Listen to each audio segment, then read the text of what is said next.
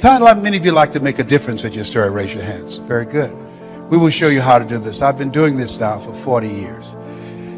I love and admire Eric Worre for who he is to me as a friend, but the passion that he has in giving you the tools that you need, not just the mindset, but the skill set of what it takes to build a strong multi-level marketing business. I can tell you, based upon my experience, that he's not paying me to be here. He's got a blue light special going on up in here. This is my friend that I love him. There are few people who can call me and I'll get on a flight and only had 4 hours of sleep to come in and speak. I was very subdued and conservative today, but I love and admire him.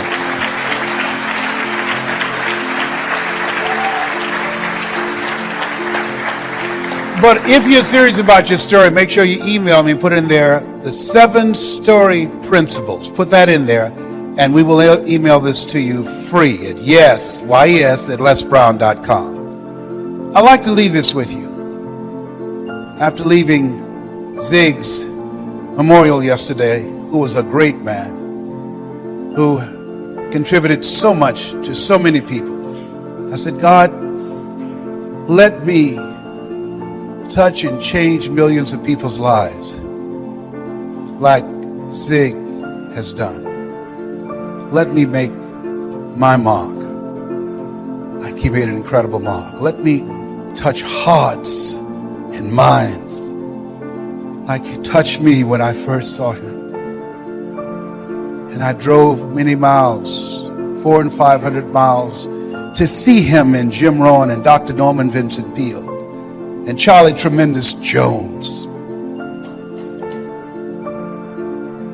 Let me be an instrument to give people hope, to inspire them to expand their skill set, to encourage them to create collaborative, achievement-driven, supportive relationships. God, let me live a life that counts, that means something to people. God, help me to be able to inspire people like Mr. Washington inspired me, like Mike Williams, my mentor for the past 43 years, who saw something in me I could not see in myself, who believed in me when I didn't believe in myself. Please let me live a life that matters. I want to leave this with you. This stage of my life, my goal is to train 100,000 speakers who will have one message: hope, skill set, and collaborative relationships that will change how people think, how they feel, and how they act. 100,000 people outside of religion and outside of politics, both of which I believe polarize and divide people. 100,000 ordinary people who want to live an extraordinary life. God, give me the stamina and the vision to use my gift that you have given me to work with people who are hungry to make their lives count. I want to leave this with you that my mother used to love to say to me when she was in pain. Leslie, yes ma'am, come in here. Yes ma'am, mama. What is it, baby? Say that thing for me, boy. That makes me feel good. Yes ma'am, mama. My mother's dream was to raise 7 children she didn't have, to make sure we had a roof over our head and food on the table. And she never failed. We never went to sleep hungry. She's a hard worker and she had faith. I remember the first home I bought her, and this home she saw. I said, Mama, how you like that? She said, if I lived in something like that, I would feel like Mrs. Rockefeller. She didn't know I had planned to get that home for her. I purchased the home and I said, Mama, I think I know the people who live there. You do? I said, yes, ma'am. I said, I'm going to stop in and say hello. And I drove there and I opened the door And she got out, and Mom at that time, around 76, she held my arm, and we were walking toward the house. She looked at how beautiful this house was. She said, "Leslie, you sure you know these people?" Yes, ma'am, Mama, I do. And we got to the door, and I couldn't hold it anymore. I reached in my pocket, I took the key out, and I put it in the door. I said, "Mrs. Rockefeller, this is your home."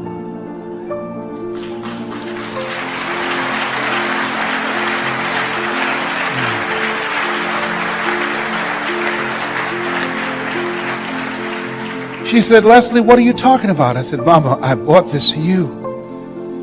I pushed the door open. She stuck her head in the door. She said, "Anybody home?" I said, "No, Mama. Nobody's here. This is yours. It's fully furnished." Multi-level marketing made that happen. This is going to happen for you. It's already happened for some of you.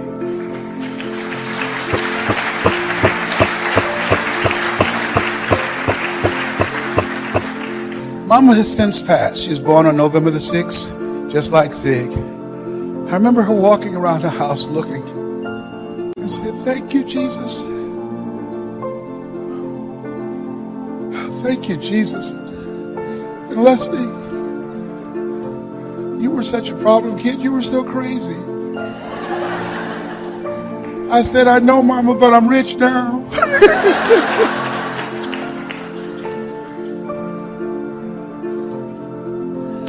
I dedicate this to the dreamer in you. Say that thing for me, boy. Yes, ma'am. If you want a thing bad enough to go out and fight for it, to work day and night for it, to give up your time, your peace, and your sleep for it, if all that you dream and scheme is about it, and life seems useless and worthless without it, and if you gladly sweat for it and fret for it and plan for it and lose all your terror of the opposition for it, and if you simply go after that thing that you want with all of your capacity, strength and sagacity, faith, hope, and confidence, and stern pertinacity, if neither cold poverty, famine, or gulf, sickness or pain of body and brain can keep you away from the thing that you want, if dogged and grim you besiege and beset it, with the help of God, you'll get it. This has been Mrs. Mamie Brown's Baby Boy. God bless you. God bless your dream. God bless America. Here's something else. The power of communication. Whew. The power to tell your story. I can tell you how important that is. I used to be a state legislator. I beat an incumbent, 22-year incumbent. I'm not bragging, but I'm just telling you what is. 2 attorneys ran before me, and they lost. They were very smart. I have no college education. And they lost. And you know why? They did not know how to tell their story. See, politics, as in everything in life, is the story you tell about yourself, the story you tell about your opponent, the story your opponent tells about you, and the story you tell about yourself if you are the opponent. Let me give you an example. 45. You notice he always gives all of his opponents names. Sleepy Joe. If there are times I look at him, I say, "Oh God, this is when I really miss politics." If I were running, I said, "Listen, traitor Trump, you've told 16,241 lies, or 16,241 statements. Let me ask you something.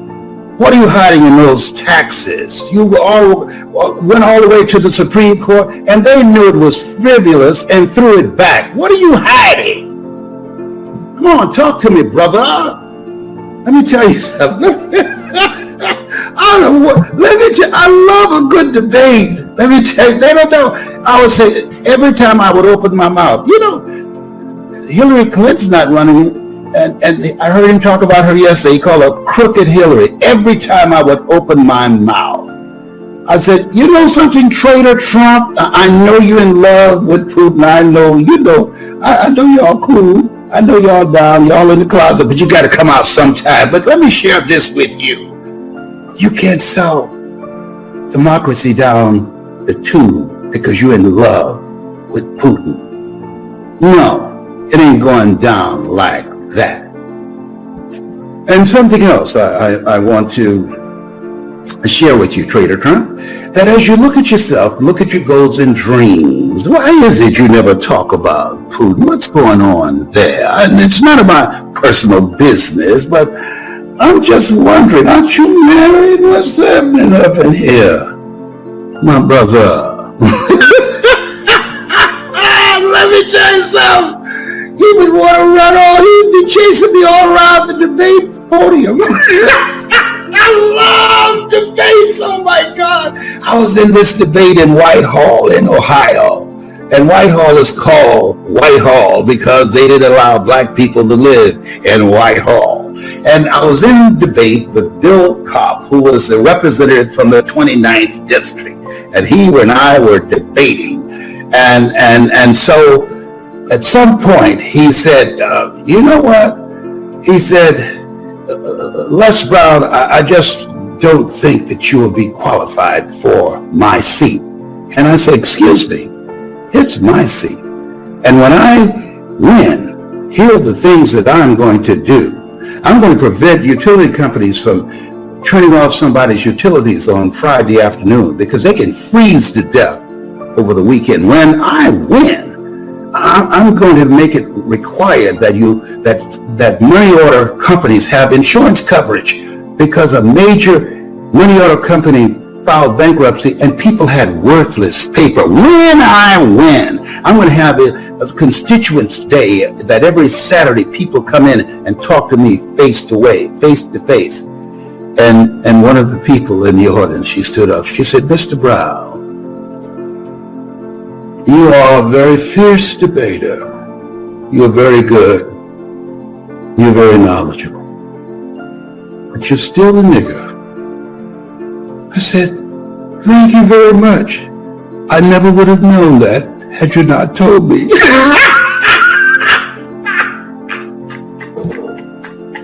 The audience looked at her and looked at me and I was still cracking up. Oh, thank you, Jesus. Oh, thank you, dear. Thank you.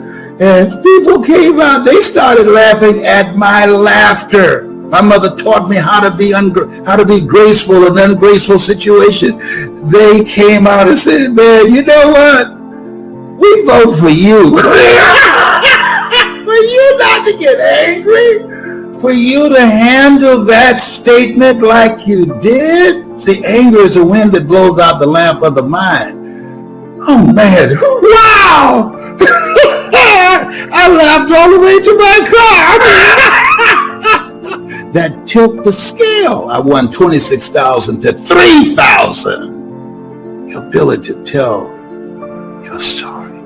It's important. The story you tell about yourself. The story you tell about your opponent.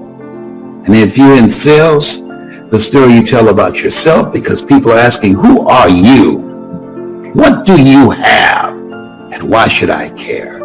The story you tell about your company, the story you tell about your product or your service, and how you tell it is very important. I was working with someone I was coaching this morning, and she came on, just really mealy mouth. Oh, you know, we're going to help you begin to straighten your finances out. No. You can't come up in here like that. People's attention span goes in every 10 seconds. No. Speak like you own this space. This is who you are. This is what you do, and you are the one. You are an authority. Do you understand? Yes. Very good. Let's go at it again. Bring your voice down from your esophagus, down, lower. And it made all the difference. And how this person projected the story.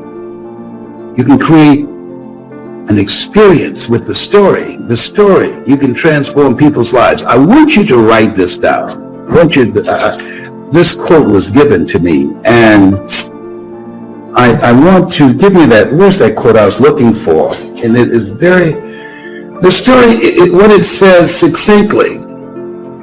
When you tell a story, something happens in a person's mind and in their heart that it begins to touch the emotions, and the story begins to expand their mindset to the possibilities. The story stays in the heart. Information is in the head, but the story, it's in your heart.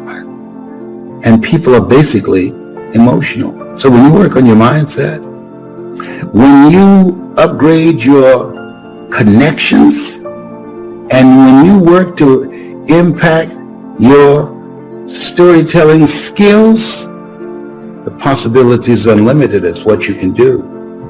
If you're interested in learning how to tell your story, to transform people's lives, or to grow your business, to increase your sales, to build your multi-level marketing organization, if you might be involved in real estate, or you might be involved in insurance, you just have a business that you want to grow.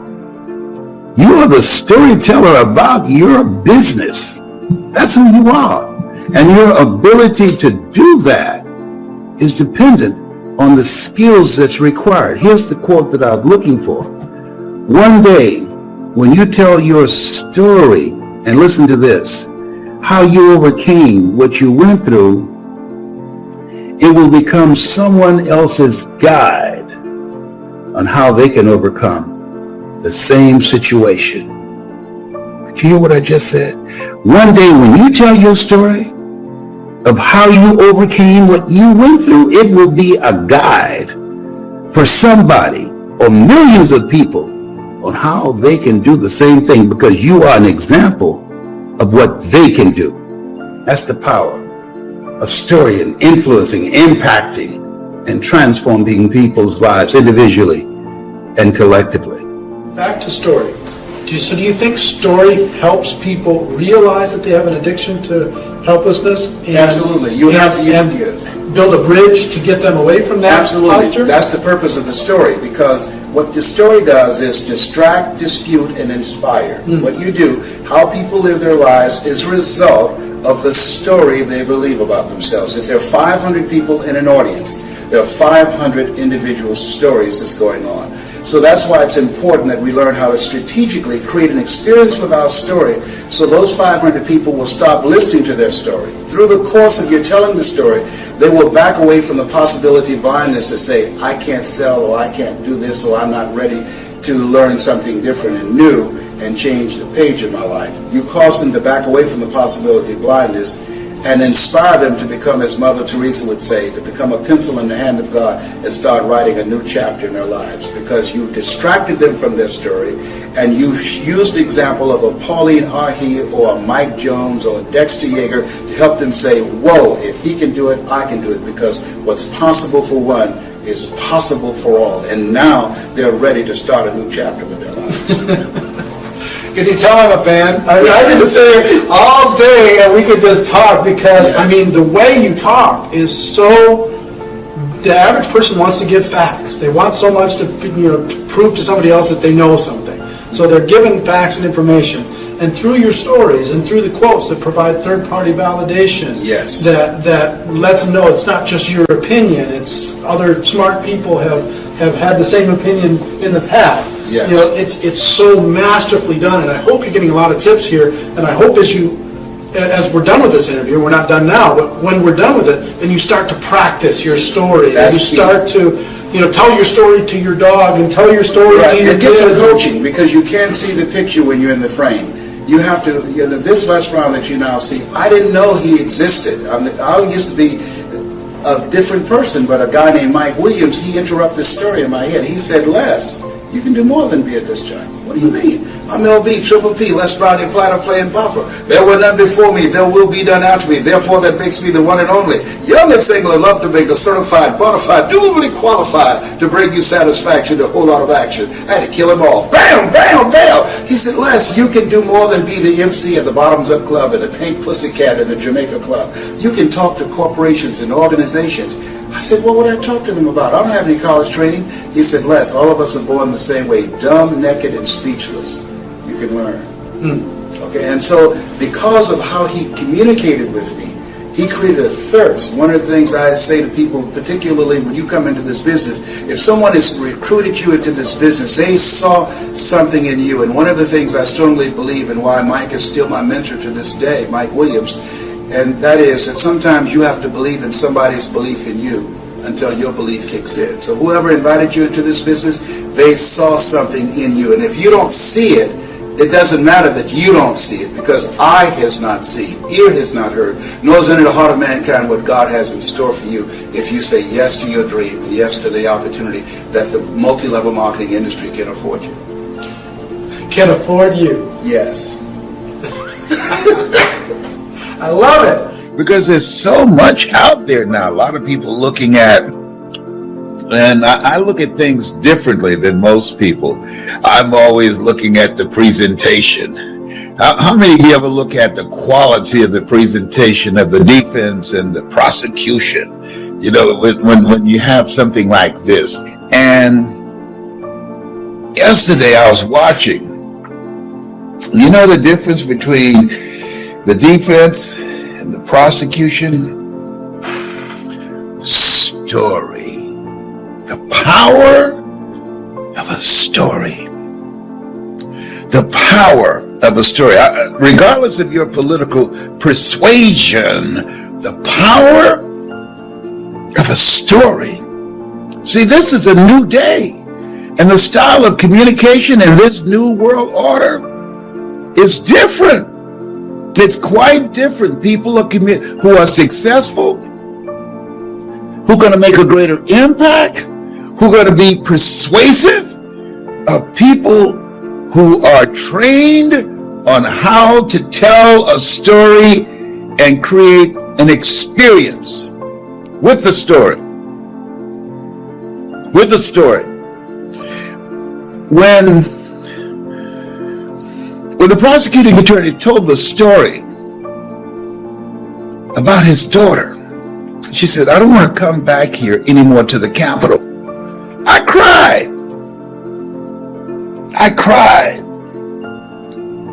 It moved me. I cried along with him. It moved me. That's the power of story. It's the power of communication.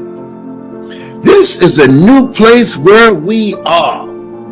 It's something that Tennessee Williams said. And I want you to write this down. Because when I read this, it impacted me. He asked the question. He said, when you look in the mirror, he said, there comes a time where when you look in a mirror,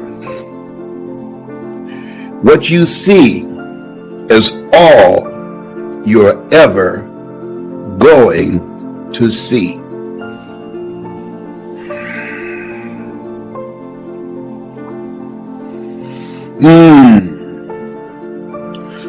And what most people do,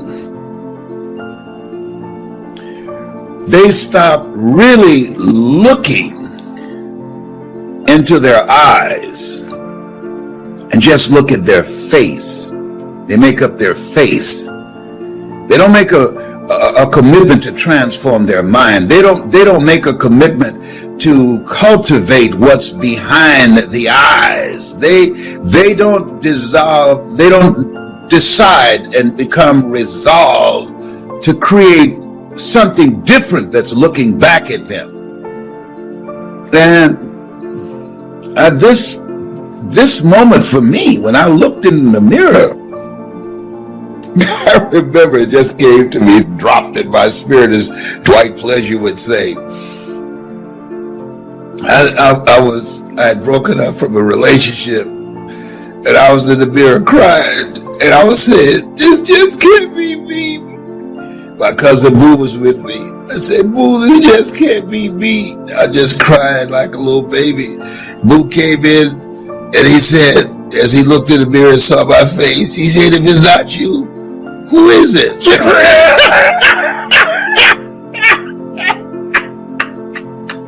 I said, get out here and leave me alone. cry. Women don't think that we cry when y'all break up from us. Yes, we do. We might hide it. Oh my goodness, you know, this can't be me. He said, if it's not you, who is it? Oh no, you just leave me alone. And so I resolved, when I looked at who was looking back at me, is this me? Where my life was at that point in time? What I know that I have going for me? And that guy who was looking back at me, I decided right then and there that was not it for me. He said, there comes a time in your life when you look in the mirror and you know what's looking back at you. That person who's looking back at you is all you are ever going to be. That's an awakening. And I said, no, this is not me. Sometimes you can just become so unconscious and oblivious to where you are. You've been on automatic. You just doing things without thinking, and you look around and time is going by and you say, wait a minute. How did this happen? How did I get here?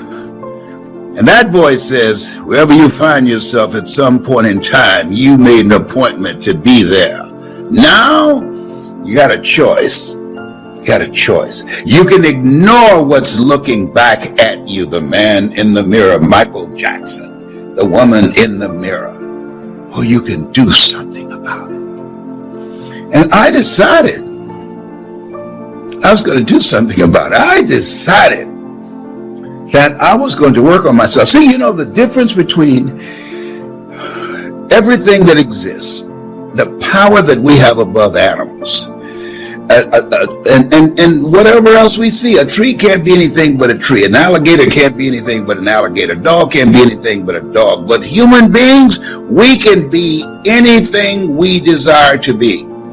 If we're willing to make the commitment, if we're willing to invest the time and the effort to rethink our lives, to reinvent ourselves, we can be anything. We can change what's looking back. And that was a moment, a decisive moment for me. Have you ever had that kind of moment before? Where you looked at yourself and said, hey, what happened? That you didn't recognize you. Sometimes it can be in a relationship where you're dying together rather than living together. Sometimes it can be on a job where your hair is turning gray. That job is not you. You're overworked and underpaid, and you're spending 40, 60 hours a week, somebody controlling your life, telling you how high to jump, and you know it's not you. You know it's not you. You're living a misplaced life. You know it. On Monday morning, people who do that, the heart attack rate increases by 35%. They end up dying on the toilet, getting ready to go to a job that's not them. 86% of people, they know it's not them, and they die of a broken heart of living a life that's not them, and they have the potential of greatness in them to do so much more, but they decided to ignore what they saw in the mirror and refuse to see it again. Just spend time putting the makeup on. Yeah. Spend time covering the gray. Yeah, look, they're having a little revolution there.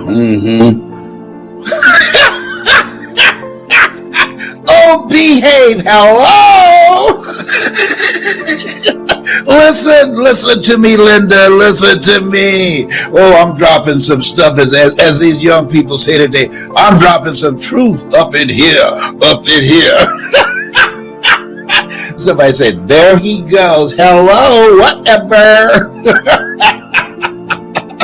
And so when you look at yourself, look at your goals, and look at your dreams, oh my goodness, this thing called life.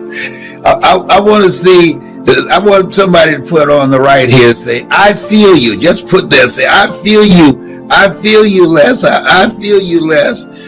Tyrone, somebody just asked for you. Tyrone just said, I'm busy. I've got some squirrels. I'm trying to teach them how to speak English. If you don't know, I have a squirrel friend named Tyrone that's on the west side of the house, and he's taught me squirrely. I'm bilingual now. Yes. So listen, if you believe that what you see in the mirror, there's more of you back there behind your eyes. If you believe that this just can't be it, if you are ready, just said, you know what? I have to face the reality that if I knew how to do it, I would have done it.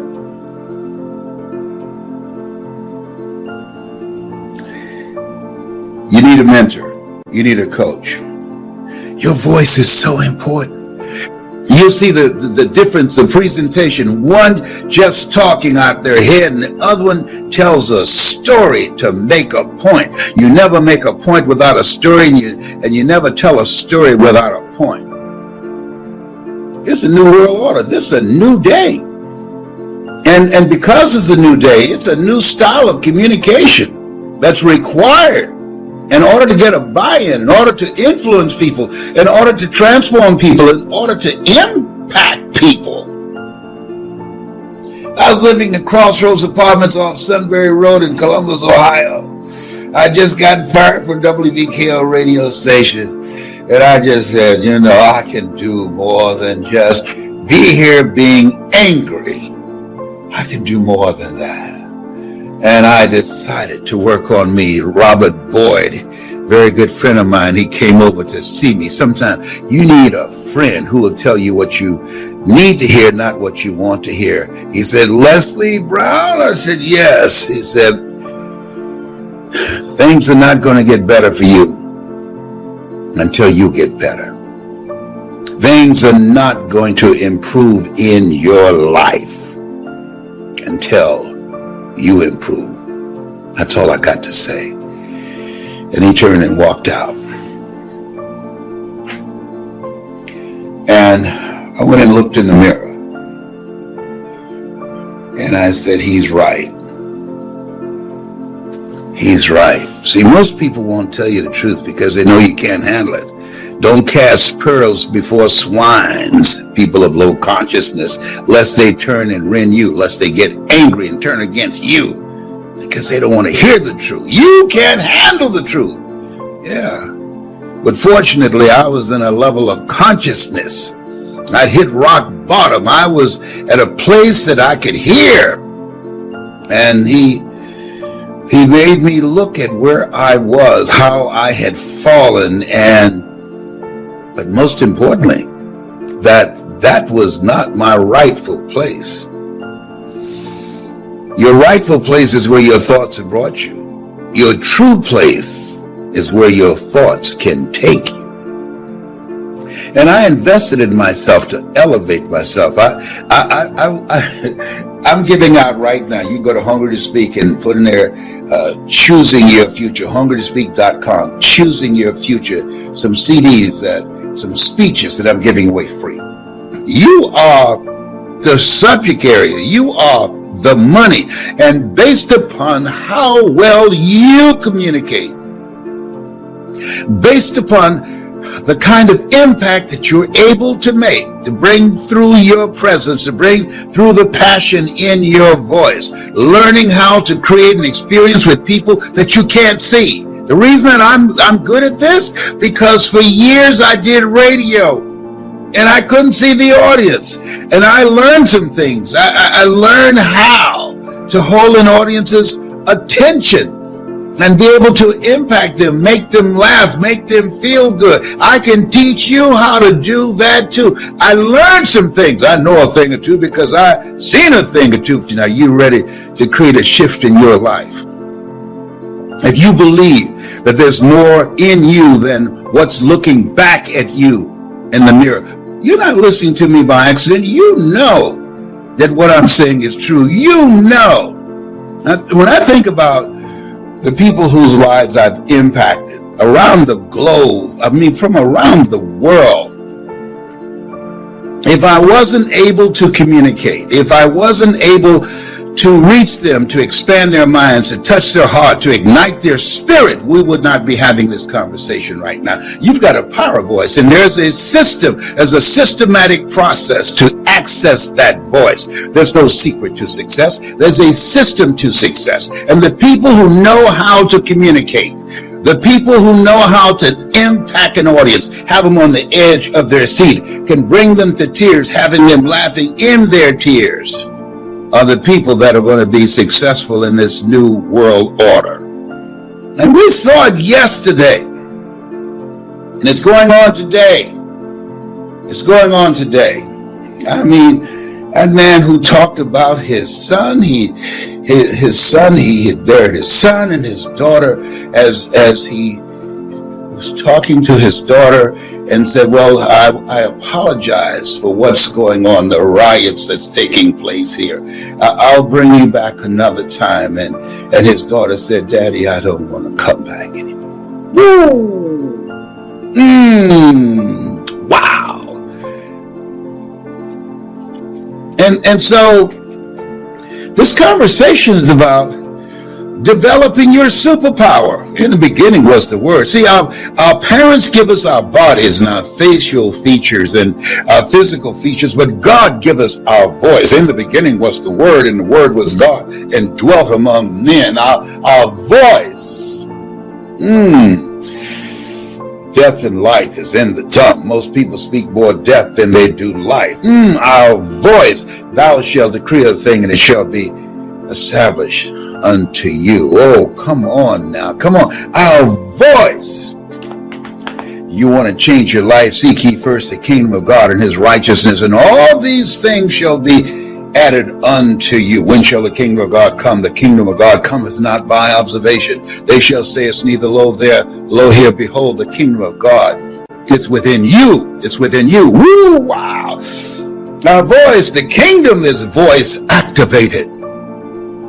That's why when you encourage someone, you stir up something in them. That's why when you speak, that you're able to ignite and release the kingdom of stories of greatness and potential and artistry, and enable them to expose themselves to a part of themselves that they can't go to by themselves, and that when you spoke, you exposed them to the kingdom of potential in them to live a larger life, to live the life that they were chosen to live their calling. A job is what you get paid for. A calling is what you're made for. And that calling is something that you love it so much you do it for nothing, but you do it so well that people will pay you to do it. Most people are doing things just to get paid. Let me tell you something. When you do something that's you, it's a different kind of feeling. It's a different kind of experience. If you're ready to make money with your voice, with your story, with your knowledge, with your experiences, with things that you've seen, things that you have observed, I got to tell you this story. Listen, you won't believe this. This is going to blow your mind. You won't believe it, and you're going to believe it. It's shocking. It's a drop the mic moment. It's jaw dropping what I'm about to tell you right now. Just let some other people know and say, Les is about to say something that you're going to say, whoa, wow. I'm telling you, do it right now. Have somebody else. Listen to me. I will tell you this story. And I'm gonna find a way to make it work for you, all right? Okay, I thought it just dropped in my spirit. Ladies and gentlemen, and this is primarily to men. Brothers, fathers, it's time to step up. And because he's not involved, because he doesn't come around. He doesn't remember my face. Good God from Zion. Whoa! You can't make this kind of stuff up. You can't make this up. He'd been absent. He's a sperm donor. You can't make this stuff up. He's not involved in his child's life. He's been away so long, so absent, he doesn't even remember the face of the mother of their child. Oh, God. Oh, boy. Oh, we have. Oh, boy.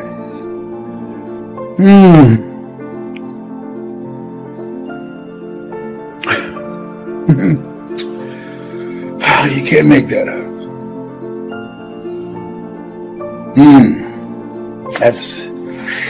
That's heavy. That's drop the mic.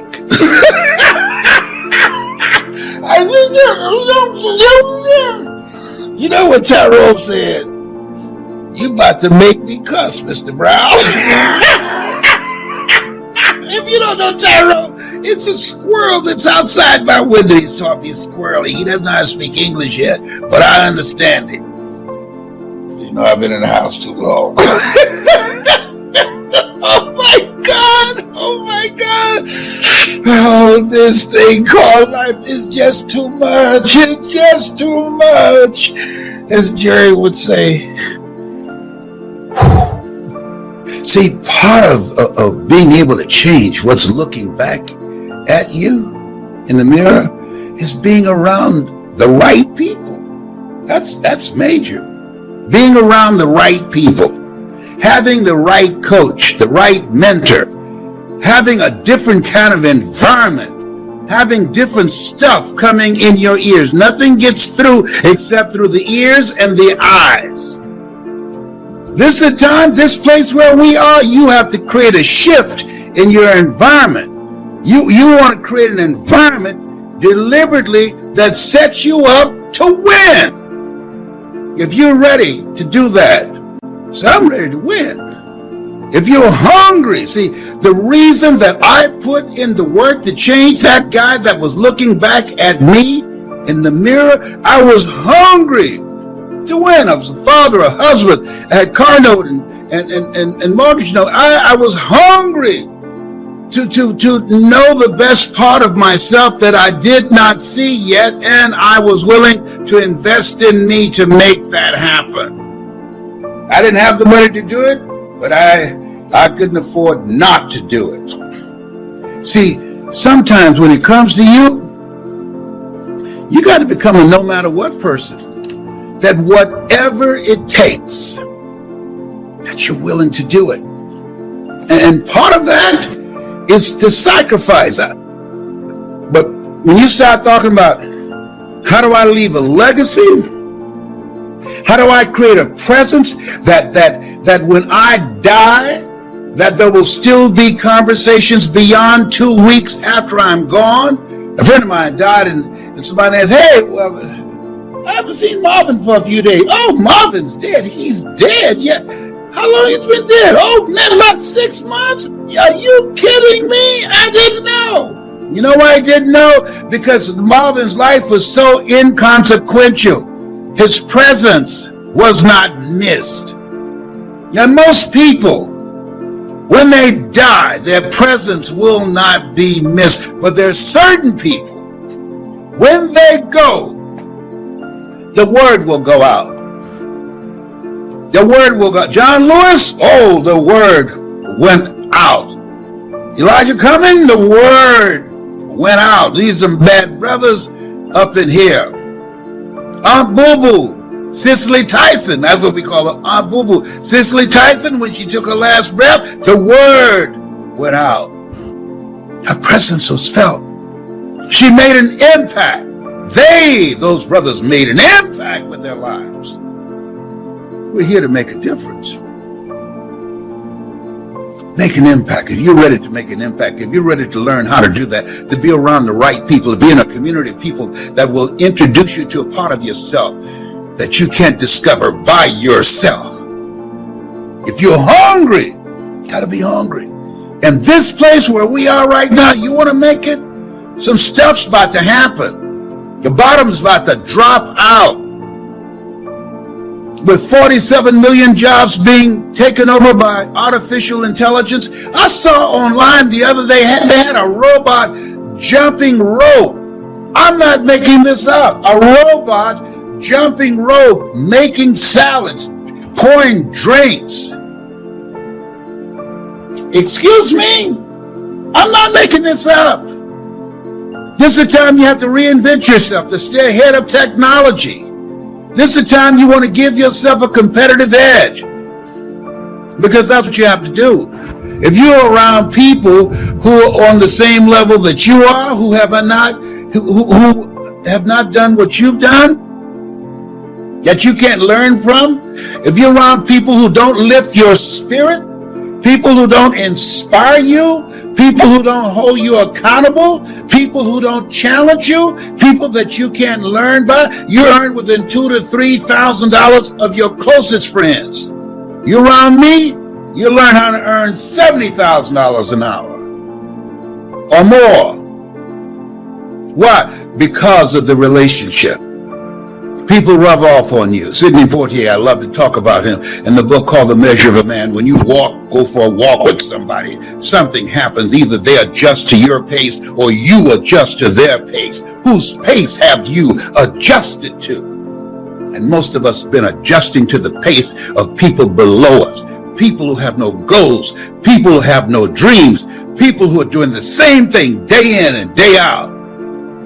No sense of responsibility, no commitment to their children, no idea of building a vision and living from a life of legacy. When they die and they take their last breath, rather than leaving a legacy, they leave liabilities. Oh, help me, Lord. Can you believe that? This guy trying to have a conversation with a woman and ask my son when he comes back over, why won't she talk to me? What's up with her? She's stuck up for something? And when my son asked her when she came back when he left, what's up? You don't like him? Well, I know him very well. We had a baby together. And because he doesn't come around, because he never came back once I called him and said, I'm pregnant, he doesn't even remember how I look, and he's never seen his son, our son. I have nothing to say. Whew. As my mother would say, do Jesus. That's what baby Brown was saying. I think I'm gonna land this plane.